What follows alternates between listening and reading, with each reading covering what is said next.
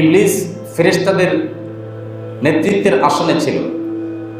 তাকে তার ইবাদত বন্দেগীর যে ইতিহাস ছিল, তার ইবাদত বন্দেগীর যে গুণাবলী তার মধ্যে ছিল, সুদীর্ঘকাল পর্যন্ত আল্লাহ ইবাদত বন্দেগীতে মগ্ন থাকার পরও যখন ফেরেশতাদের সরদারে, ফেরেশতাদের শ্রেষ্ঠত্ব এবং নেতৃত্বের আসনে সে ছিল, দীর্ঘকাল পর্যন্ত ইবাদত বন্দেগী ভালো কাজ করার পরও যখন অহংকার করেছে এবং অহংকার করে বলেছে খালাকতানি মিন নারিন ওয়া খালাকতাহু মিন তিন, আল্লাহ আমাকে আগুন থেকে সৃষ্টি করেছ, আর যার সম্মানে সিজদা করতে বলছো তাকে সৃষ্টি করেছ মাটি থেকে, কেন আমি তাকে সিজদা করতে হবে?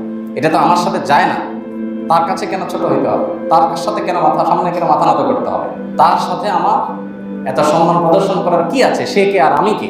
এই অহমিকার কারণে ইবলিসের পরিণতি কি হয়েছে সেটা আমরা সবাই জানি। আল্লাহ রাব্বুল আলামিন তাকে জান্নাত থেকে বহিষ্কার করেছেন, আল্লাহর রহমত থেকে বিতাড়িত করেছেন। এজন্য শয়তানকে যে শয়তান বলা হয়, এই শয়তান শব্দের অর্থই হলো আল্লাহর রহমত থেকে বিতাড়িত। রাজিম শব্দের অর্থ এরকম। আল্লাহ রাব্বুল আলামিন তাকে তার অহংকারের পরিণতি সাথে সাথে বুঝিয়ে দিয়েছেন, একটু বিলম্ব করেননি।